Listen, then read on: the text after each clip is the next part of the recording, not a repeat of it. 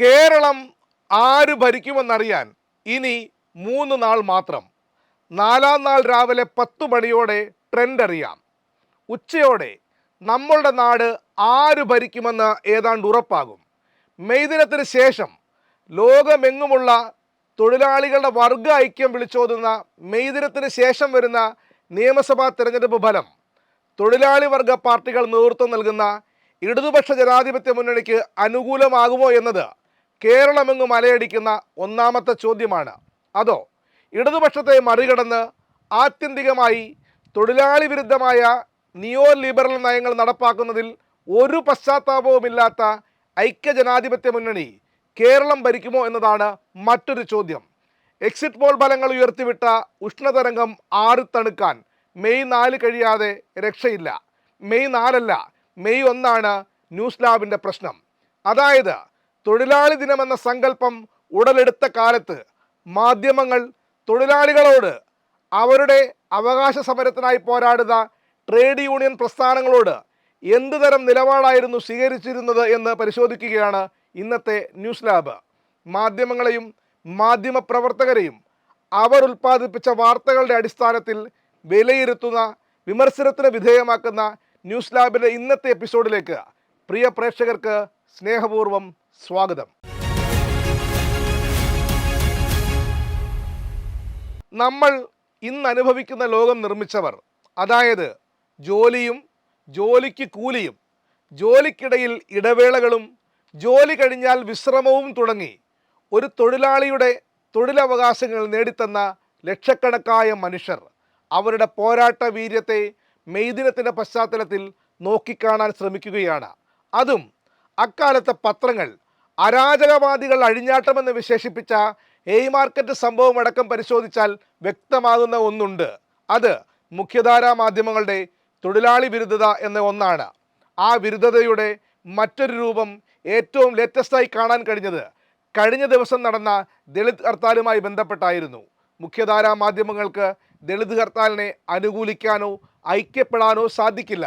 അത് ശരിക്കും വർഗപരമായ രാഷ്ട്രീയത്തിൽ ഊന്നി നിന്നുകൊണ്ട് നോക്കിയാൽ മാത്രം കാണാൻ കഴിയുന്ന ഒന്നാണ്. ഇതെങ്ങനെയാണ് പിന്നെ ഈ ജനത പ്രതിഷേധിക്കേണ്ടത്? അപ്പോൾ പ്രതിഷേധിക്കുന്ന സാഹചര്യം കേരളം മൊത്തമുള്ളൊരു ഹർത്താലാണ്, പ്രഖ്യാപിച്ച ഹർത്താലാണ്. ഈ ഹർത്താലാണെന്ന് അറിഞ്ഞിട്ടും ജനങ്ങൾ അതിൽ കുറച്ചുപേര് സഹകരിച്ചു, ബഹുഭൂരിപക്ഷ പേരും സഹകരിച്ചില്ല. എന്തുകൊണ്ട്? ഇത് പട്ടികജാതിക്കാർ നടത്തുന്ന ഹർത്താലാണ്, ഈ ഹർത്താലിനോട് നമുക്ക് യോജിക്കേണ്ട കാര്യമില്ല എന്നൊരു ചിന്ത ജനങ്ങൾക്ക് വന്നിട്ടുണ്ട്. ചരിത്രത്തിൽ നിന്ന് വർത്തമാനകാലത്തേക്ക് കടന്നുപോയത് ഉദാഹരണ സഹിതം ചൂണ്ടിക്കാണിക്കാൻ കഴിയുന്ന ഏറ്റവും അടുത്ത് നടന്ന സംഭവം എന്ന നിലയ്ക്കാണ്. നമുക്ക് ഇനിയും ചരിത്രത്തിലേക്ക് തന്നെ പോകാം. 1886 മെയ് 4 ഹേയ്മാർക്കറ്റിൽ സമാധാനപരമായി നടന്ന തൊഴിലാളികളുടെ പൊതുയോഗത്തിൽ അജ്ഞാതനായ ഒരാൾ ബോംബ് സ്ഫോടനം നടത്തിയത്. തുടർന്നുണ്ടായ സംഘർഷത്തിൽ തൊഴിലാളികളും സാധാരണക്കാരും പോലീസുകാരും കൊല്ലപ്പെട്ടു. ആരാണ് ബോംബ് പ്രയോഗിച്ചതെന്ന് കണ്ടെത്തും മുന്നേ അക്കാലത്തെ ഏറ്റവും രക്തരൂക്ഷിതമായ സംഭവം അരങ്ങേറിയതിന് മണിക്കൂറുകൾക്കകം അച്ചടി ആരംഭിച്ച് പിറ്റേന്ന് പുലർച്ചെ വിറ്റഴിച്ച മുഖ്യധാരാ മാധ്യമങ്ങൾ ആ വാർത്തയെ സമീപിച്ച രീതി മാത്രം മതി മാധ്യമങ്ങളുടെ തൊഴിലാളി വിരുദ്ധതയുടെ ആഴം മനസ്സിലാക്കാൻ. അതായത് 140 വർഷം മുന്നേ തന്നെ മാധ്യമങ്ങൾ എന്നത് വലതുപക്ഷത്തിൻ്റെ ഓരം പറ്റിപ്പോകുന്നതോ വലതുപക്ഷമായി തന്നെ പോകുന്നതോ ആയ ഒരു മീഡിയമാണ്. പിറ്റേന്ന്, അതായത് 1886 മെയ് 5 പുറത്തിറങ്ങിയ ചില മുഖ്യധാരാ പത്രങ്ങൾ നമുക്ക് പരിശോധിക്കാം. ദ ചിക്കാഗോ ടൈംസ് അവരുടെ 1-ാം പേജിൽ ബാനർ ഹെഡിങ്ങായി കൊടുത്തത് ദ അനാർക്കിസ്റ്റ് ബ്ലഡി വർക്ക് എന്നായിരുന്നു. നിങ്ങൾക്ക് നിങ്ങളുടെ യുക്തിക്ക് ഈ തലക്കെട്ടിനെ പരിഭാഷപ്പെടുത്താം. പക്ഷേ ഒന്നുറപ്പാണ്, തൊഴിലാളികളെ അനാർക്കിസ്റ്റുകൾ അഥവാ അരാജകവാദികൾ എന്ന് വിളിക്കുന്നതിന് പിന്നിൽ രാഷ്ട്രീയവും സാമൂഹികവുമായ കാരണങ്ങൾ മാത്രമാണ്. അജ്ഞാതനായ ആരോ ഒരാൾ ബോംബെറിഞ്ഞതിനെ പോലീസിന് നേരെ തൊഴിലാളികളുടെ ബോംബേറ് ഹേയ്മാർക്കറ്റ് സ്ക്വയറിൽ ഭീകര കലാപമെന്ന് അച്ചുനിരത്തണമെങ്കിൽ പത്രപ്രവർത്തനം തന്നെ എത്രത്തോളം പ്രതിലോമകരമായിരുന്നുവെന്ന് ഒന്ന് ഓർത്തു നോക്കുക.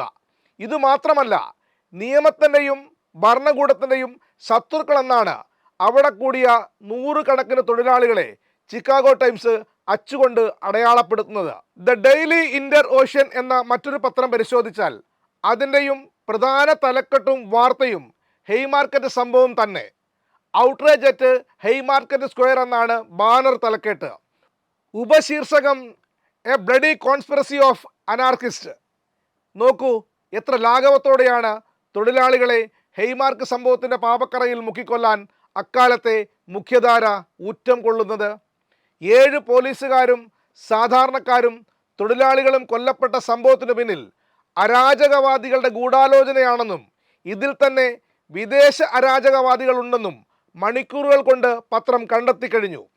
കുറ്റവാളികളെന്ന് മുദ്രകുത്തിക്കഴിഞ്ഞു. മറ്റൊരു പ്രധാന പത്രമായ ദ ചിക്കാഗോ ട്രിബ്യൂണും ബാനർ ഹെഡിങ് തന്നെ കൊടുത്തിരിക്കുന്നു. ദ ഹെയ്മാർക്കറ്റ് ഔട്ട്റേജ് എന്ന തലക്കെട്ട് ലക്ഷ്യമിടുന്നതും തൊഴിലാളികളെ തന്നെയാണ്. ആസൂത്രിതമായ ആക്രമണം എന്നാണ് ചിക്കാഗോ ട്രിബ്യൂണിൻ്റെ കണ്ടെത്തൽ. അനാർക്കിസ്റ്റുകൾ കുറ്റവാളികളെന്ന് പത്രം നേരിട്ട് ആരോപണം ഉന്നയിക്കുന്നു. ഇതിനൊപ്പം തന്നെ ചിക്കാഗോ നഗരം ഭീതിയിൽ അമർന്നതായും പത്രം റിപ്പോർട്ട് ചെയ്യുന്നു. അതായത് തൊഴിലാളി വർഗത്തെ, തൊഴിലാളി പ്രസ്ഥാനങ്ങളെ ശത്രുപക്ഷത്ത് നിർത്തിക്കൊണ്ടുള്ള മാധ്യമ പ്രവർത്തനം. പത്രം വായിക്കുന്ന ഏതൊരു മനുഷ്യൻ്റെ ഉള്ളിലും ഒരു തൊഴിലാളി വിരുദ്ധ ബോധം കുത്തിവെക്കാൻ ഈ വാർത്തയ്ക്ക് നന്നേ കഴിയുന്നുണ്ട്. അക്കാലത്തെ മറ്റൊരു പ്രശസ്ത പത്രമായ ദ ഡെയിലി ന്യൂസിൻ്റെ തലക്കെട്ടും അങ്ങേയറ്റം തൊഴിലാളി വിരുദ്ധമായിരുന്നു. ദ അനാർക്കിസ്റ്റ് ക്രൈം എന്ന് കടത്തിപ്പറയുന്ന തലക്കെട്ടാണ് ദ ഡെയിലി ന്യൂസ് അച്ചടിച്ചു വെച്ചത്. അക്കാലത്ത് അനാർക്കിസ്റ്റ് എന്ന് പറഞ്ഞാൽ സമൂഹത്തെ തെറ്റായ പാതയിൽ നയിക്കുന്നവർ, ചോര ചിന്താൻ മടിയില്ലാത്തവർ, പുരോഗമന സമൂഹത്തിൻ്റെ ശത്രുക്കൾ എന്ന നിലക്കൊക്കെയാണ് പൊതുവെ വിലയിരുത്തപ്പെട്ടിരുന്നത്. യഥാർത്ഥത്തിൽ നിലവിലെ ചൂഷക വ്യവസ്ഥയോട് കലഹിക്കുന്നവരായിരുന്നു അന്നത്തെ അനാർക്കിസ്റ്റുകൾ. അതുമാത്രമല്ല, തൊഴിലാളി വർഗത്തെ അനാർക്കിസ്റ്റുകളെന്നും അവിടെ നടന്നത് തൊഴിലാളികൾ നടത്തിയ ക്രൂരകൃത്യമെന്നും ഉറപ്പിച്ചെടുക്കാനുള്ള ശ്രമമാണ് പത്രം നടത്തുന്നത്. ദ ഡെയിലി ന്യൂസ് എന്താണ് ലക്ഷ്യമിട്ടത്? തൊഴിലാളികൾ എന്നാൽ അനാർക്കിസ്റ്റുകളാണെന്നും അവർ വെറുക്കപ്പെടേണ്ടവർ ആണെന്നുമുള്ള ബോധതലം നിർമ്മിക്കുകയായിരുന്നു ലക്ഷ്യം. ഒപ്പം ഒരേ സമയം ജനങ്ങളിൽ ഭയവും തൊഴിലാളികളോട് ശത്രുതയും സൃഷ്ടിക്കാൻ ദ ഡെയിലി ന്യൂസിന് കഴിഞ്ഞു. അക്കാലത്തെ മറ്റൊരു പ്രശസ്ത പത്രമായ ദ വെസ്റ്റേൺ ഹെറാൾഡും ഒട്ടും വിഭിന്നമായിരുന്നില്ല. അവരും നല്ല വെണ്ടയ്ക്ക വലുപ്പത്തിൽ തന്നെ തലക്കെട്ട് തയ്യാറാക്കി. ദ ഹെയ്മാർക്കറ്റ് മാസക്കർ അഥവാ ഹെയ്മാർക്കറ്റ് കൂട്ടക്കൊല എന്ന തലക്കെട്ടും ലക്ഷ്യമിടുന്നത് തൊഴിലാളികളെയും തൊഴിലാളി സംഘടനകളെയും തന്നെയായിരുന്നു. ക്രൂരവും പൈശാചികവും രക്തരൂക്ഷിതവുമായിരുന്നു ഹെയ്മാർക്കറ്റ് സംഭവത്തിൻ്റെ ഉള്ളടക്കമെന്ന് വായനക്കാരെ ഓർമ്മപ്പെടുത്തുകയും തൊഴിലാളി വിരുദ്ധ പൊതുബോധം നിർമ്മിക്കുകയുമായിരുന്നു പത്രത്തിൻ്റെയും വാർത്തയുടെയും ലക്ഷ്യം.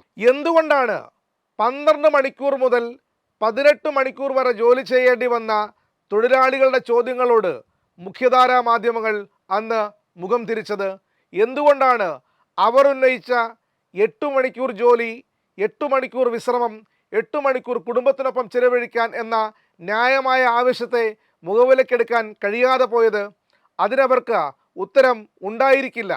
അതുകൊണ്ടുകൂടിയാണല്ലോ തൊഴിലാളികൾ സ്വന്തം നിലയ്ക്ക് 1886 മെയ് 1 മുതൽ അമേരിക്കയിലെങ്ങും വൻതോതിൽ സമരങ്ങൾ ഉയർത്തിവിട്ടത്.